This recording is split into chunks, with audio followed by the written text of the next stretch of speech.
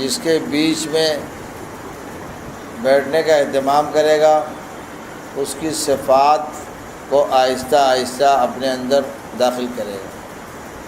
غیر شعوری طور پر انسان چیزوں سے متاثر ہوتا ہے، اس لیے کہا ہے کہ سمندر کے کنارے رہنے والا اس کی نمناک فضاؤں سے، ہواؤں سے متاثر ہوئے بغیر نہیں رہ سکتا۔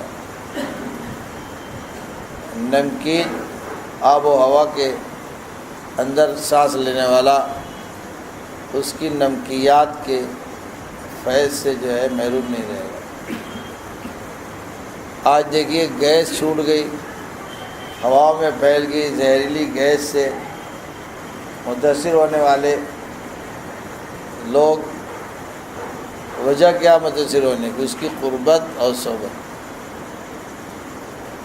بس اب ہمیں سب سے پہلے اپنے اندر یہ پہلے انقلاب لانا ہے، پہلے نیت میں تبدیلی لانی ہے کہ ہمیں رہنا کیسا ہے، بننا کیسا ہے، ہم کیسا بننا چاہتے ہیں۔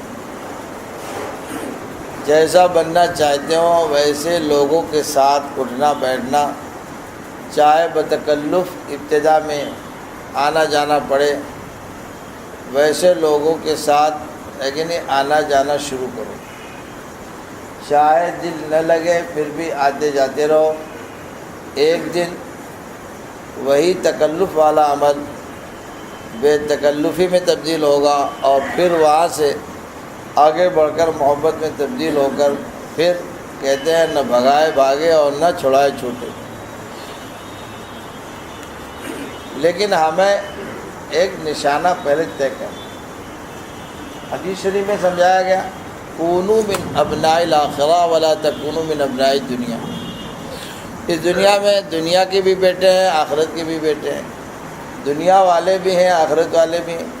تم ابناء آخرت میں مت جاؤ، ابناء دنیا میں نہ جاؤ، ابناء آخرت میں جاؤ اور ابناء آخرت میں اپنے آپ کو پہنچاؤ۔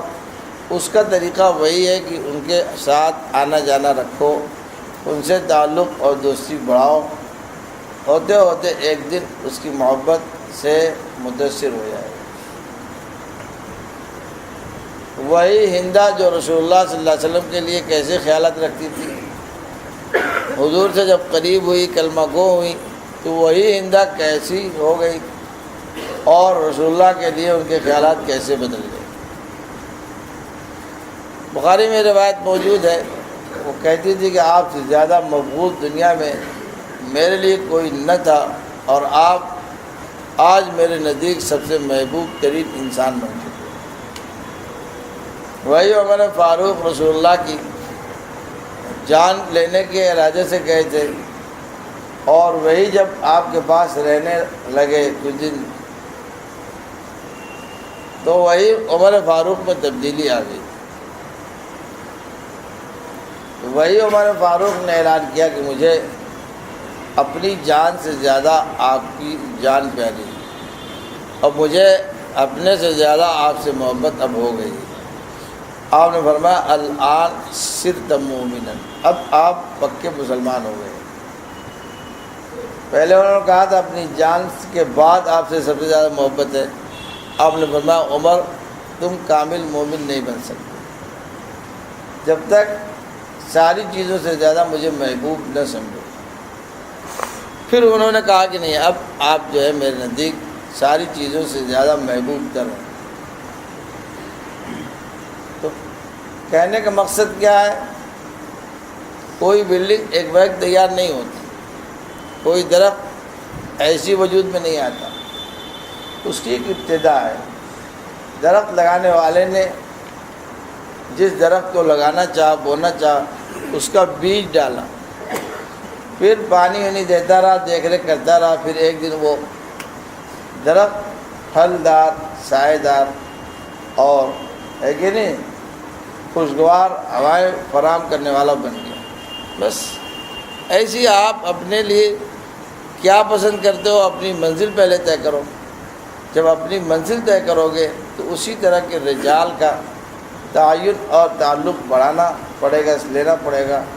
پھر ایک دن وہی ہوگا کہ آتے جاتے ایک دن جو ہے اس کی قائم مقامی کرتے ہوئے پھر اس کے مشن کا حصہ ہو جائے. یہ ایک ایسی بدیہی چیز ہے جس کو سمجھانے کی کوئی ضرورت نہیں.